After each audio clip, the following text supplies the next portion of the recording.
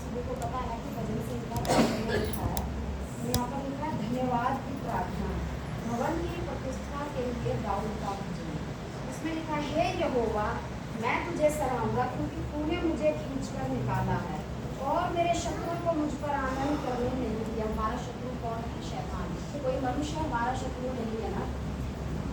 और यहाँ पर लिखा है ना कि मेरे शत्रुओं को मुझ पर आनंद करने नहीं दिया।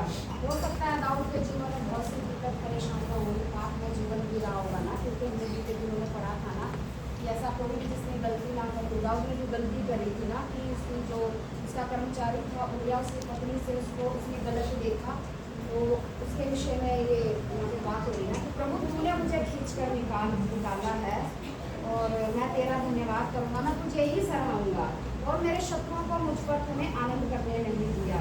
हे परमेश्वर यहोवा मैंने तेरी दुहाई दी और तूने मुझे चंगा किया है।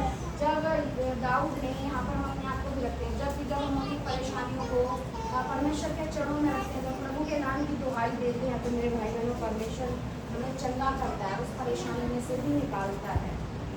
तो लिखा है, हे यहोवा तूने मेरा प्राण अधोलोक में से निकाला है, तूने मुझको जीवित रखा और कब्र में पड़ने से बचाया है ना।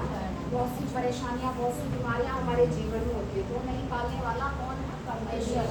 क्योंकि सबसे बड़ा डॉक्टर वही है, क्योंकि जो डॉक्टर है वो भी इंसान है हमारी और आपकी तरह ना, लेकिन सबसे बड़ा डॉक्टर कौन है? हमारे यहोवा परमेश्वर।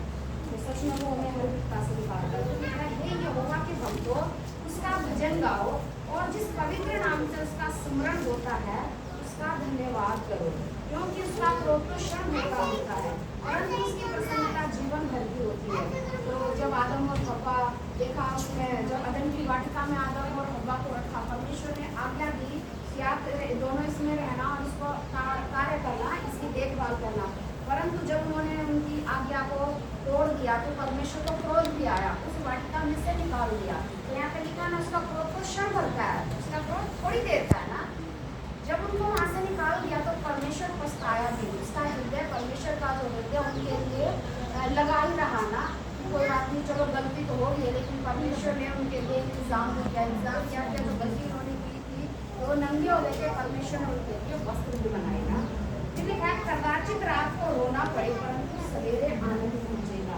बहुत सी ऐसी परेशानियाँ हमारे जीवन में होती है, हम दिन भर शाम तक वेट करते हैं कि अभी हो जाए ना, परंतु जब रात हो जाती है तब चिंता करते करते सो जाते हैं। तो सवेरे जब उठते एक नई तंदुरुस्ती हमारे जीवन में होती है ना, और मुझे बड़ा आनंद भी पहुँचता है ना। फिर ये वचन मुझे बहुत अच्छा लगता है, इसमें 11 में लिखा है, तूने मेरे लिए विलाप को नृत्य में बदल डाला, तूने मेरा डांट उतार कर मेरी कमर में आनंद का फटका बांधा है ना। इसमें हमारे लिए परमेश्वर जो हमारी दुख, हमारी परेशानियाँ होती है ना, प्रभु उनको भी निकाल के हमारे लिए जीवन आनंद का फटका बांधता है ना। तो बच्चों के द्वारा परमेश्वर की सबको आशीष